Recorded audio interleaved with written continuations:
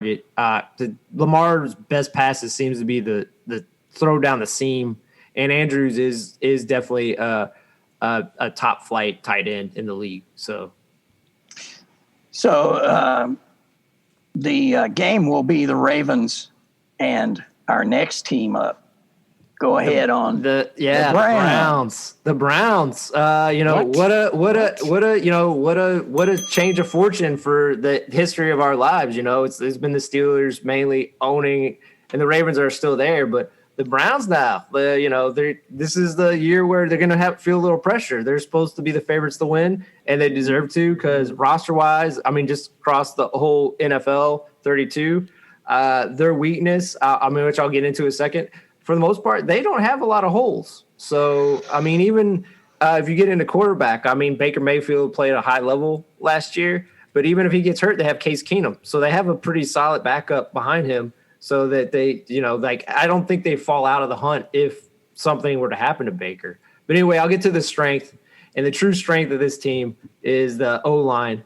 Last year, they drafted Jedrick Willis, and he proved to be a godsend to them. And on top of that, they also last year acquired Jake Conklin, who was with the Tennessee Titans. They were third in rushing with 148 yards. They only allowed 26 sacks. And like I said, the main thing that was most important, I think, they got Baker Mayfield's career back on track after his sophomore slump, which I don't even blame. I know I'm not the biggest believer in Baker Mayfield, but I've always thought he would be a very good, like maybe a slightly better version of Hasselbeck, which is a compliment. Some people won't take Matt Hasselbeck as a compliment. I think it is a compliment. I just don't think he'll ever be like a top 5 to 8 quarterback, but he can be very good, and particularly with how they've constructed the roster, he can win a Super Bowl this year, Baker Mayfield. I think he's definitely good enough to do that. Their weakness is their pass defense. They allowed 31 passing TDs last year, and they were 22nd against in terms of passing yards allowed. But to be fair to them, they drafted Greedy Williams, who really didn't play last year, and he is a talented corner. And then they added Greg Newsome from Northwestern.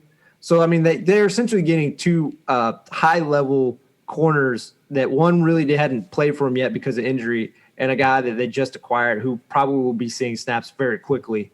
So I think that can be, even though it was a weakness last year, kind of going into it, I think it could be a boon, but it's all based on, there's no production behind it. So it's just why I have to make it their weakness. I don't have any production behind these guys, so I don't know how they're going to be.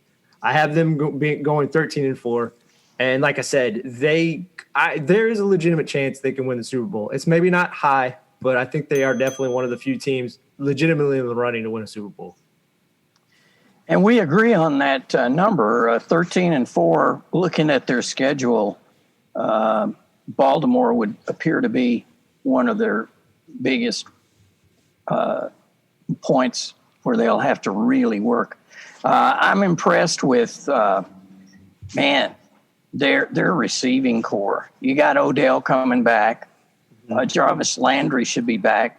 Mm-hmm. And Austin Hooper should, and they did invest in shoring up their secondary. Mm-hmm. They signed John Johnson and Troy Hill. Mm-hmm. So they've gone and done what they need to do. And now it's just up to Baker, because that offensive line, you're right. I don't know of a better one in the league. Maybe Buccaneers, but so anyway, they should, they will compete deep into the playoffs and maybe get to the Super Bowl. Whoever thought we'd even consider that, but they have a shot. How about it? The Brownies. Yeah. I guess to finish up, I just want to say, like, what Stefanski did last year, it showed you just how important a coach is. Because why am I blanking on the coach from 2 years ago? It wasn't really his fault. Like right. Their offensive coordinator from Baker Mayfield's rookie year, but he was over his head. Kitchens, Freddie Kitchens. Freddie Kitchens was over his head a little bit. And I'm not saying maybe down the line he can't be a head coach again, but I'm just saying like that showed you, and that's why anyone who really wanted to poo-poo on Baker like 2 years ago, I don't think it's fair. It was a guy who had some success, like, as interim coach, but like people kind of figure out a scheme, and I don't think he added extra wrinkles into the second year. And I think, things got exposed, and he didn't have like other things to add to it, where Stefanski, his time in the Minnesota, like he worked with a lot of good coaches and, with Kubiak and whatnot. So like he took things from them and then he added to the things he already knew. And like you look at how well Baker played and just also the offense, they just re-signed Chubb, which was great. Cause again, we didn't even get into their running backs. I mean, to have their running back stable. I mean, again, like they don't really have any weaknesses. Suggs said they're wide receivers, obviously tight end, they're talented. Like, again, I know their cornerbacks for the most part are unproven behind Denzel Ward, but like, again, by their draft status where they were drafted or like what they did, at other teams, like he said, like the guys they acquired in free agency, they have the potential to be good too, even though, like I said, it's quote unquote their weakness. So like they don't have to really worry about a whole lot, I don't think. Yeah, Stefanski, what I always talk about this of play to the strengths of your quarterback. And I think he did that. I think he came in and saw what Baker could do and put him in a situation to where his strengths were out front instead of him scrambling and doing crazy stuff just to try to get a shot off. Yeah, and things turned out well for Stefanski. I mean, if you can't stand the heat, get out of the kitchens. Oh my goodness. Lugs, you remember that song, Get on the Bus, Gus, Make a Plan, Stan? Oh, yeah. Well, T-Dog was kind of strumming into that for a bit, too. Who was that? Garfunkel? Finkel? Yeah, that was Paul Simon, 50 Ways to Leave Your Lover. Thank you. 100 points to you for the game today. All right. So, speaking of leaving your lover, I guess we got to go with Aaron Rodgers. He was trying to leave his lover, but look out. There he comes back. RodgersGATE, Chapter 79.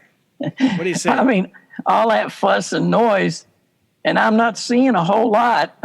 The back end may have been he gets to reunite with Randall Cobb, maybe. Yep. I don't know if that was part of the deal or not, but at least it's something.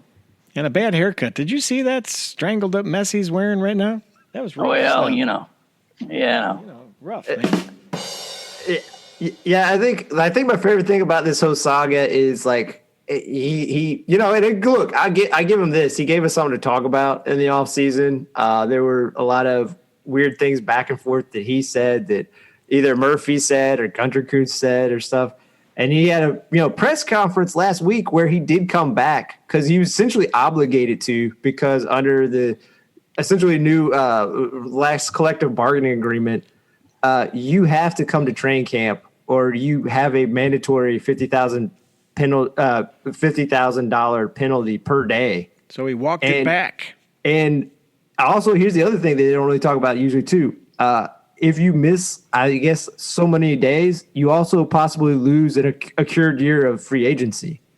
So, and obviously he wants to leave, so that would be bad. But he had a press conference when he came back, and anyone who thinks he's going to stay after this year, just watch that press conference last week. It was the most bizarre thing for a guy who's so important. He's just blasting the front office the whole time. In the press conference, he said, "I love this team. I love the fans." Now, I don't know if that was a slip up or not, or I mean, it feels like everything with him's orchestrated. And he said, I just expressed my desire to be more involved in conversations directly affecting my job. And kind of like Lug said, and again, it pains me to say this because obviously I enjoyed watching him at UK, but like age 30 Randall Cobb, where his career these last few years, I mean, obviously he played well for Dallas actually 2 years ago, but in general, it's been kind of up and down. He's had some, and most of it's due to injuries or whatnot, but still like he's a good player to have, but like this is your big thing you can point out right as like a win. And obviously they adjusted his contract so that essentially they took a year off his contract. It'll expire sooner than 2023, and removed any forfeitures or provisions regarding his prorated portion of his signing bonus. But that's essentially all he won in this weird squabble. Like, it's a huge W for the Packers organization. Yeah. Like, they're not going to say anything. They're going to allow him to huff and pout. It's like essentially like it's like a parent with like a 5-year-old who's throwing a tantrum. The parent understands they're in control of the situation. Just let the kid get their steam out there, like throw a tantrum, throw their toy across the room, and they're like, "You're gonna do this." And then breaking news: Wisconsin doesn't need Rodgers anymore. They got Giannis. Man, come on, the Bucks. They don't need Aaron Rodgers. Yeah, but I don't know. Like I said, I enjoyed it because also Mike Tannery, I believe with New York Times, he wrote it best. Like, you kind of like look at this situation. It felt like Aaron Rodgers saw what happened with Tom Brady last year. And you want to talk about the difference in how they approached. Like, obviously they had the same thing. Like, they fell out of love with the organization they were with and they wanted to leave. But Tom Brady was very, like, he didn't really say a whole lot. He was very calculated. He didn't say anything on his last year out of the Patriots. He went to another organization where he knew they had a lot of talent around him. And obviously he made him significantly better just by his presence and also just his intelligence as a quarterback. And like, they won a Super Bowl. And again, obviously from a pure talent standpoint, Rodgers is better than Brady. But to be fair to Brady, like how he is on the field, is also, I guess, kind of to a degree how he's off the field. He's very smart. He's very shrewd. He keeps everything kind of subtle and regimental. Yeah, he's not emotional, and like that's why he is. I mean, I'm not going to give him. Obviously, it was a great organization, but like he has had more success as a quarterback, and I'm not going to obviously put that completely on. But like, just saying, he keeps the same haircut too. That's what I'm saying too. Yeah, well, Brady, what you got to say is he took a page out of Bill Belichick's book. Right on. Just not say anything, go about it, get your cash, get your Super Bowl trophy, your rings. No, I think Rodgers wholesale is more talented physically. I just think he needs to get a little better advice from somebody, maybe to get himself into a situation. He needs to go to warm weather now. At this age, you don't want to be freezing your knees and your ankles and your elbows. The joints kind of lock up on you. So you got to get out of the frozen tundra, get to the sunny climes. I mean, look at what it did for Brady, Well, wasn't it Belichick who said, if you lose, say very little, and if you win, say even less? Yeah. Yep. Yeah. Speaking of guys who switch teams, Colts quarterback Carson Wentz will be out indefinitely as he undergoes tests on the foot he injured in training camp this week. So, guys, should we now officially say he's injury-prone? This is a tough blow for the Colts and their high expectations in 21, is it not? I think it is. But this is a foot injury that apparently goes back to high school. So, according to Frank Reich, so we don't know. So it could be out 5 to 12 weeks, so they're saying. And for the Bears fans out there, what I'm saying is Nick Foles, are we trading for Nick Foles? He's third string on the Bears. Why wouldn't he come back? But would Carson Wentz go for that? See, I love that kind of drama. That's just kind of nutty stuff right there. And Foles, obviously, and Frank Reich. The Bears are who we thought they were. That's why we took the damn field. But they are who we thought they were. Well, and bottom line, Justin Fields gets to come in and see crazy at its finest that's going to swirl around Chicago this year if Wentz doesn't come back. And, who are they going to really go to? Jacob Eason? What is left for them?